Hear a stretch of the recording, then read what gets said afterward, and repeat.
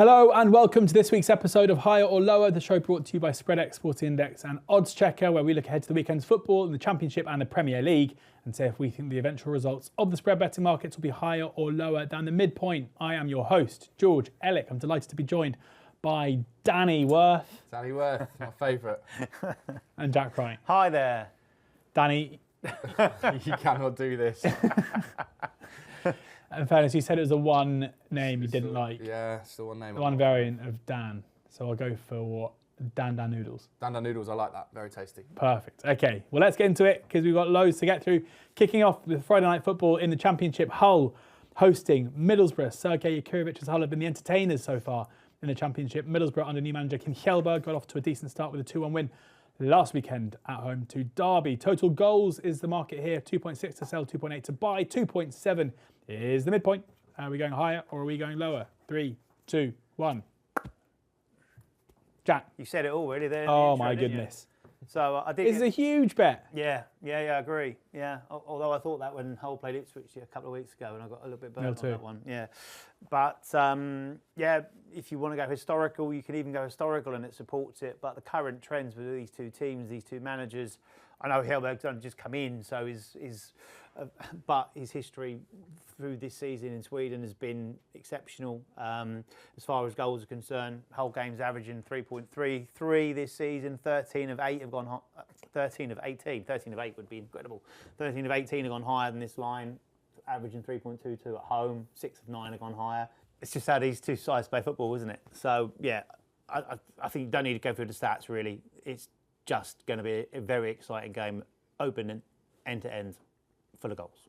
Yeah, totally agree. I can't understand why Hull games aren't being priced up accordingly by anyone, really. Basically backing them over 2.5 in most weeks. It's always a backable price. It's always Bible on the spreads, and yet they continue to entertain and be this ridiculous, entertaining side. If you look at the Championship table so far this season and you sort it by goals scored, Hull sit on 30, which is only one team has scored more than Hull. That's Coventry, who've scored more. 50.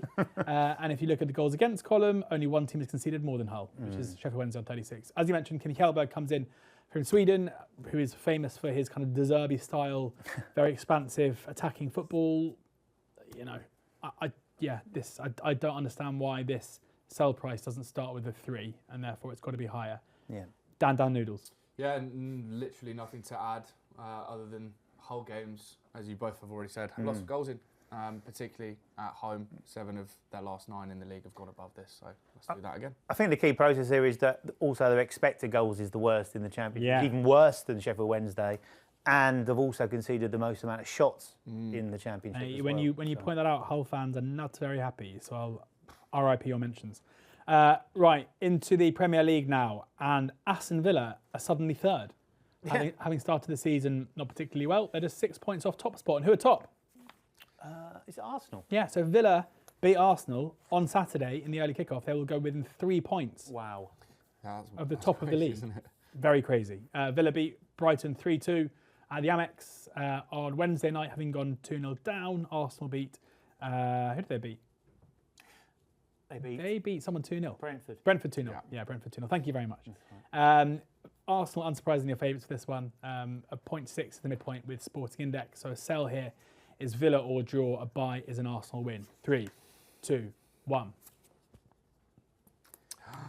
Dun, dun, dun. I've bought into it, yeah. Oh, the defensive injuries. It's hard going against Arsenal because they are an exceptional side this season, and they have got. I did it the other day. Depth. Yeah. No, me Against too. Charlton? Yeah. Well, so against Chelsea, not Charlton. You said at the top of that piece there that it was a tricky start for Villa, and that's kind of an understatement to say that, in the fact that I think it was like 5 games until they got a win, 4 games until they even scored a goal, wasn't it? But they were always going to kind of come and redress that balance, really. And I think what they have proved over the course of the season is they are a top-tier defence. So we've got 2 very strong defences going head-to-head here. Only Arsenal and Palace have now conceded less. It was only Arsenal until last night, and there was a few goals in that game. 14 goals, 14 league games, very strong, very solid. At Villa Park, they've only conceded 5 in 7, which is the second best to Arsenal. So that kind of paints the picture, especially with an early kick-off as well. I think this will be a tight, cagey one. We've seen it a couple of years ago where Aston Villa did do a job on Arsenal when they were challenging at the top of the table. It was Arsenal, Man City and Villa beat both those sides in the space, I think, of a week, back-to-back, 1-0 at Villa Park. So they have got an improved record, which was pretty poor against Arsenal. They've won 2, drawn 1 of the last 5 games that they've played. And they recovered from a 2-0 deficit the last time they met at the Emirates, 2-2 draw, when Ollie Watkins scored at least one of those goals. And it was good to see him back amongst the goals last night as well. So I think that's a massive thing. And he's a bit of a streak player, so I think the confidence will be flowing through his veins. But that home record, for me, the main reason I'm going here lower and siding with Villa or the draw is it's just exceptional. Only 1 defeat in the last 31 at Villa Park across all competitions, 1 defeat in 25 home league games, and they won 12 of 14 across all venues and all competitions. So in really good form. And I said this last week, and I think Mikel Arteta, when he goes to the better sides, the stronger sides, on the road, he kind of settles for a point. And if he can take better than that, he will. But he'll take what he's got. What a show of respect that would be to Unai Emery's Aston Villa if Mikel Arteta takes that approach. Dan, you don't think he will? No, and I just think Arsenal win. It's very simple for me here. I think Arsenal have already shown the season, demonstrated by the fact they're top of the league, that they're the best team in this league. The same rationale as last week, really. Such a good defensive unit. They've scored, I think, in all bar 1 games so far this season. Fantastic establishment. Yeah. All bar 1. All bar 1. Alberoni. And they're going to win here. Okay, yeah. I just, you can read a lot into Villa's win over Brighton last night. But I do think there's an element where Brighton games and the chaotic nature of them really suits Aston Villa. I'm not sure that's the case with Arsenal, who we know they are the best out-of-possession team probably in Europe. It was always going to come. Before last night, Villa had scored 9 of their 16 goals from outside the area, which was a ridiculous stat. And Brighton, it felt like we're going to be quite a good opportunity for them to change that and to create more from close range, which they did. Arsenal, very much not the case. Arsenal give very little away. I think you might be relying on Villa finding another way to score from range in order for them to get on the score sheet many times. And I just think, Villa are also one of the big anomalies this season in terms of their XG numbers. And I think Arsenal should be going there and expecting to win. I think Villa, I don't know if they still are. I haven't checked after last night's games, but going into that, they were 19th in the table for expected points. Yeah, mad. Which is incredible given what they've done and the run they've been on. And I think, part of that, they were so bad at the beginning of the season, weren't they? Yeah. Leeds hosting Liverpool now. 2 managers under fire, although Daniel Farke went some way to putting that fire out with a 3-1 win over Chelsea on Wednesday night. Liverpool, not so much. A 1-1 draw at home to high-flying Sunderland, but still a game that their fans would have expected to win. First Liverpool goal is the market here. So the time in which Liverpool score their first goal. Spreadex have the midpoint at 43.5. So lower here means basically you think the Villa won't score in the first half. There is a way that they can score later on in the first half, in the 44th minute or later, where you'd still get the points. And higher here is you think that Liverpool will score later than half-time or not at all. 3, 2, 1. It seems crazy with the firepower that Liverpool have that we're looking at this line and all suggesting higher. I know they haven't been firing on all cylinders this season, but they have so much talent in their front line. The average time of their first goal scored this season is 51st minute, which is obviously nicely above this line. But I'm looking more at Leeds at home. And in their last 3 home games, they haven't conceded a goal that's hit this line. None last night, not against Villa or West Ham. And with Liverpool in the form that they're in at the moment, I'm not really backing them to go and turn that around. I actually think Leeds got a pretty strong chance here, particularly being at home and Liverpool just all over the shop. Yeah, I just think with Liverpool now, you've got to ignore the names, you've got to ignore what they've done in the past and see this as a team who are really struggling for any kind of attacking cohesion. To score after the 80th minute through Wirtz on Wednesday night was another sign of that. Leeds kept Chelsea pretty quiet yesterday, a team in much better form. Their expected goals against this season is 20, and they conceded 26 goals, so they've kind of been a bit unlucky there. And I think we'll probably see that reverse itself over the coming weeks to an extent. Just a good side, I think, who I'm surprised and upset to see how much pressure Daniel Farke's on, because I don't think he's doing a bad job. I don't think he was necessarily supported as Leeds fans expected him to be in the summer. I think the performances have been much better than the results, and I think he'll keep them up if they retain the faith in him. I do see SpreadX stand out 9-4 in their fixed odds markets around a Leeds relegation. Best price on oddschecker. So if you think I'm talking nonsense, that's where you can go. 3 more games. Brighton hosting West Ham now. Goals cubed is the market here, 60.5. This is where the total goals in the game is cubed. So 0 is 0, 1 is 1, 2 is 8, 3 is 27, 4 64, so on and so forth. 60.5 is the midpoint here. So lower is 3 or fewer, 4 is 4 or more goals. Free scoring Brighton. What do we say? 3, 2, 1.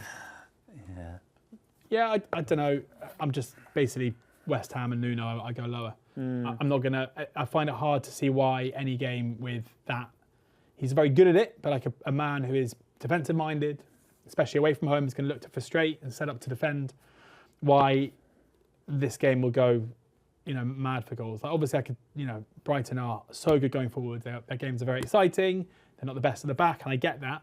But I kind of think that the rock or the hard place is normally the way to side with these things rather than being blinded by the good attacking numbers. Jack, why am I wrong? Well, are you? It's a tough call because I feel quite dirty about this. I actually changed my answer very late in the day from lower to higher, having watched the Brighton game last night and seen chaos. And but that was chaos v chaos, wasn't it? Yeah, but also the transition is the thing that I think Nuno's built West Ham on, that he's struggled to get them to be defensively solid. Oh, God. Solid. He struggled to get them defensively solid, and he's kind of having to try and score plenty of goals.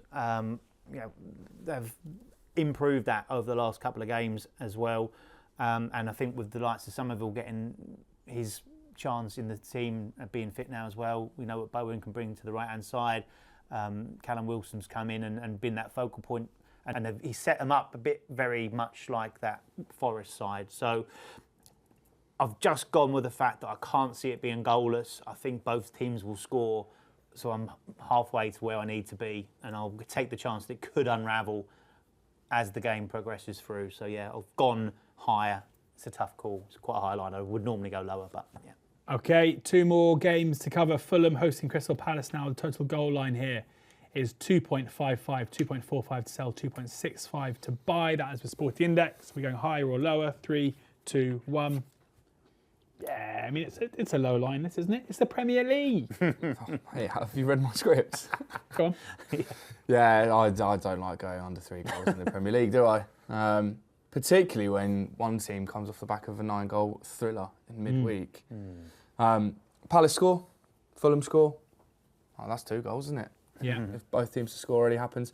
Fulham have scored in 4 of the last 5. I don't know what this stat is that I'm making here, but that could be fun. Oh, Arsenal are the only anomaly. And that's the same for Palace in their last 6 away trips. Arsenal are the only team that have managed to keep a clean sheet, and we know that they keep lots of those. And 3 of the last 4 Fulham games, Fulham have scored 3 or more. So if they do that, they can make this up on their own. And to be honest, I don't think that will happen. I think Palace will win here. So we're looking at 2 teams that can score multiple times here. So 3 seems very, very achievable. Yeah, I agree. I've not got much more to add to that, to be fair. There's not a lot strong statistically that I can add to it. I just think it's a feel for the game for me here that both these sides, you go to Craven Cottage, you normally get a nice day out, nice game, open, goals at both ends, and I think that will follow the trend in this one, and we're pretty much there. It's a low line. That's what we pay you for. Yeah. You go to Craven Cottage, you have a nice day out, overs. I've had a few nice days out at Craven Cottage, to be fair. Yeah, it's like the classic, a couple of pints in the river afterwards. Yeah, in that season where Fulham blitzed the league, I think we were the only team in the Championship to win at Craven Cottage that season. So Who's are we? Reading. Oh, right. Yeah, Ajaria at the double player. He's a player. Was a player. I just, it's the Premier League. The average goals per game is higher than 2.5. I know that Fulham and Palace don't necessarily strike you as the most goalsy teams, but they're also not defensively minded. Shmaila Sarr being out for Palace probably isn't ideal, but I'm not overly fussed. Fulham will approach this. This is a Fulham team that saw 9 goals in their game in midweek at home. It's a lot, isn't it? Yeah. Let's not talk about the XG being about 2. Right, final game on the card is Wolves hosting Manchester United. We are recording this at 10:30 on Thursday, so we should have mentioned that in the West Ham coverage as well. that means that we don't know what happened in Manchester United against West Ham. No, we don't. So, there's every chance that West Ham scored 16 goals and not like an idiot. Yeah. Against United, it's possible too. Total goal minutes is the line here. 143 to sell, 153 to buy. So the midpoint 148. Sporting Index. Cumulative minutes of goals scored within the game. Are we going higher or lower? 3, 2, 1. Whoa, you hate goals. Yeah, I know. It does feel strange, but I'm guessing you're going to say that Wolves not scoring is unsustainable. Yeah. It's unsustainable. Do you? Well, you're obviously saying that it's here that they can do that. It's here that they can do that. Yeah. It is here, yeah, maybe. 7 goals from 12.83 expected. Yeah, not very clinical. Lots of chances. Well, not lots really, but some chances. I don't think they're going to score here against Man United, and I also just don't see Man United going crazy. They seem to be scoring lots of 2s, but no more. And I think they can win this. Ark, shouldn't they? Mm-hmm. Yeah, they should. I think they can win this 2-0 and come under this line, so I'm going for that. Jack? A couple of late goals there, as there was when these two sides met a couple of seasons ago in that 4-3 thriller, yeah. I was pretty much going to say that. Look, if you follow the stats, the Wolves just aren't really creating an awful lot, certainly not scoring lots, but I think Rob Edwards has soon read the riot act a little bit, and I think he said in the dressing room at half-time last night that asked the players were they scared because they didn't put in any kind of performance. So he'll expect a reaction. Can he get one? Look, I think they've got the players. Like Strand Larson, for example, is a player that has shown he can score goals at this level and has done on the international stage as well. They've just got to get him to the best of his ability, use him to the best of their ability. So I just feel that the run's got to come to an end at some point in time where they're not scoring. No better side than against Manchester United, who have yet to keep a clean sheet on the road. Only failed to score in one themselves. Wolves haven't kept a clean sheet all season, regardless of venue, and their games are averaging 3.29, which is the same as Man United away as well. So I just feel that this one has got the ability to go over with some late goals. We could even see a bit of a seesaw game, like I said we saw a couple of seasons ago when there was 7 goals in it. It's a lovely turn of phrase, that, a seesaw game. I agree. There's got to come a point as well. Like Wolves are going down. Yes. Right? And if they're going to stay up, they have to cut loose at some point. Like if they've got any chance of trying to fight for this, they're not going to stay up by keeping clean sheets. They're going to stay up by having to change the way they approach games. I think we saw that. I watched the Villa-Wolves game on Sunday and I was kind of impressed. Like they gave Villa a difficult game. They had opportunities. Martinez made a decent save or two. And Villa were by no means by far the best team. So maybe there's an element, and this is often the case with struggling teams, where their away form might be better than their home form. Like at home, when you're struggling and you're destined to get relegated and the fans aren't happy, I think the weight of expectation and pressure can impact the performance. Whereas away from home, the fans are very different. They're obviously much noisier, travelling fans normally, and I think it could benefit them. Manchester United, I still think are a kind of pretty nuts team to follow for goals for the most part. I know that their chance creation has dropped off a little bit recently, but I expect them here to, a seesaw game. Sounds about right to me, and late goals, I think, will come into it. Right, nap time. Dan, what's your best bet of the weekend? I'm buying goals in City versus Sunderland at 3.3, slightly higher than we kind of expect. City scored the most goals in the league, but continue to be very impressed by Sunderland. Another great result since we last spoke. City have scored 3 or more goals in 4 of their last 5 in the Premier League. So if they can do that here, that will be a pretty good base. And I think Sunderland score. They have been doing so, and they've been scoring against the good teams as well, right? They scored 1 against Liverpool, 1 against Arsenal, and 2 against Chelsea. So I don't see why they can't get on the score sheet against City here. And if they can do that, I feel very confident that this lands. Jack? Burnley-Newcastle for me, or Newcastle-Burnley. Nick Pope derby. Yeah, yes indeed. And I'm going for Burnley total goal minutes. 37 is the midpoint. Yes, I am. Wow. 37 is the midpoint. What are you thinking? Newcastle will be 3-0 up and then Burnley will score in the break later on? I don't really mind when they score, but I think they will. Just after 37. Yeah, well, they'll score 2 or more, won't they? But a little bit of a strange bet, to be fair, but I like it, and as a gut instinct, I liked it, and also based on when I dug deep into the stats, I like it even more. Newcastle only 2 clean sheets at home this season, with 37 being beaten in all 4 of the games where they did concede. 8 of their 9 conceded goals at home have come after 37 minutes, and the one that didn't came after 35. And I think Burnley just seem to be swinging when they're away from home. We talked about that with like the Wolves. They're going to have to come out and do something. And they've been doing that all season on the road. Games at home, 11 goals. Away, we've seen 31. And they've scored 10. Scored double the amount away. Only failed to score in one away game. That was on match day 1 against Spurs. But that's included trips to Man United, Man City, Arsenal, Villa and Brentford. All very, very strong sides at home this season. And when you look at the goal minutes that they have scored on the road, Brentford 85, West Ham 125, Wolves 134, Aston Villa 78, Man City 38 and Man United 121. There's an average of 83 per road trip this season. So I'm going to take it on. At least we know our worst case scenario, 37 times your stake on the midpoint, should they not score against Newcastle. Fantastic. I'm basically putting up the same bet as we've already done, but in a different market. It's back to Hull against Borough. It's goals again. It's goals cubed at 50. To be able to get 14-point profit off the back of 4 goals in this game seems wild to me, given the matchup here, given the way that Hull approach games. Hull have also got players coming back from injury. Ollie McBurney could be back for this one, which would be massive for them from an attacking perspective.